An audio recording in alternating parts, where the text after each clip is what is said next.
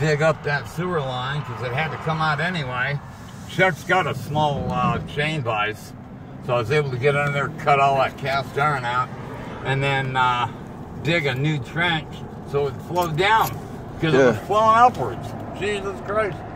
Shit don't flow upwards. So much pressure was flowing, like one of those mystery rivers in Tennessee or something, right? The river that flows against gravity. Yeah.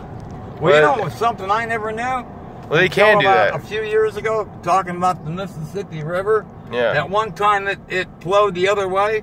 And they think in prehistoric times there was a massive earthquake in that region, and that's what changed the course of the river. Well, there's a lot of rivers that flow the other way, like in low tide, you know, they flow out to sea, and then in high tide, they flow inland. Well, yeah, well, somebody was telling me there's a river in Alaska that is, it defies gravity. It flows counterclockwise, too.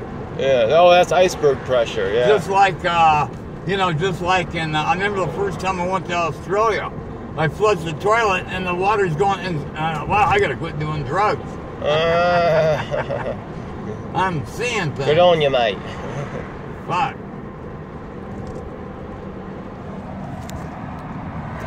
So what are the hot spots in town for you? What's the, what are the most Man, the only place I go, I walk over to Uptown Bar and Grill, and that's about the only thing I do.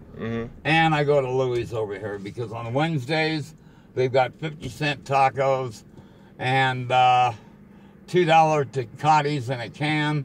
And on Fridays, all the domestic beers are $2. As far as beer places in town, there's a artist from Colorado on, was it Gold Street? On Gold Street, right off of 2nd.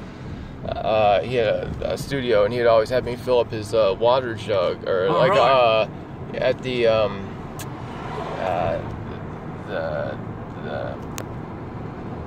oh boy, what's the name of those? Like a beer thermos. What is that? Oh, yeah.